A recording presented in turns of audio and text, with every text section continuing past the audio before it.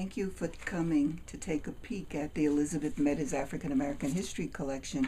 Right now I want to share some Marcus Garvey rarities with you.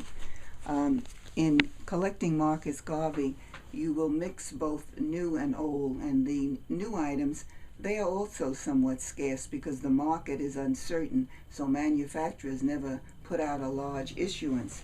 But true collecting focuses on the rarities, and I want to start off with some rarities. These pinbacks are an example of the contemporary, but in terms of the rarities, I have a collection of photos of Marcus Garvey's wife, whose name was Amy Ashwood Garvey, and Amy was like his leading cheerleader. And when he was imprisoned, Amy Garwood personally petitioned and harassed government officials to give her husband a pardon. And this is an example of her letter to Congress and to the Attorney General, begging for a pardon. And eventually Marcus Garvey was granted a pardon. So she hears back from the Attorney General, but she writes him and she sends him some samples of Marcus Garvey items, and she asks him to please continue to advocate for her husband. And so this is a collection of photos of Amy Ashwood. She was the first wife, and in her later life she went to Africa and she was highly praised and highly received, and they made her a queen. So this is a large series of Amy Ashwood photos, and this is a beautiful photo of her in her African garb. Another photo of Amy Ashwood Garvey.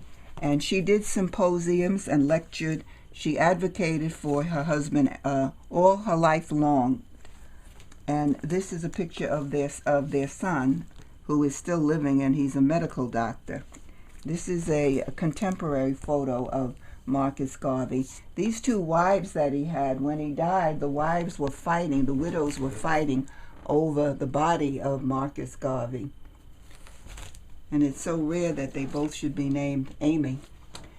This is an original 1980 copy of the Constitution of the United Negro Improvement Association, which was the name of his organization.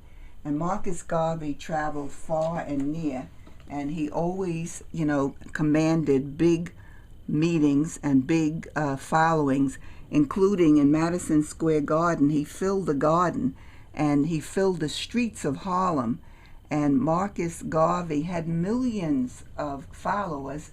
So he's an African, well, he's a Jamaican African, but his roots were deep in America, and he had more than 1 million followers, which is why he's so historically important. And the only message that he had was that African Americans should love themselves. He didn't want power. He didn't want anything overthrown. He wanted pride. He wanted African Americans to love themselves. I'm one of the few people who has a death mask of Marcus Garvey, and it's one of my rarest and most prized possessions because I believe in the Marcus Garvey message of self-love. I also have 3 Marcus Garvey letters, one of which is in this collage, and there are 2 to the left. And I have a wonderful folk art drawing, actually a watercolor of Marcus Garvey.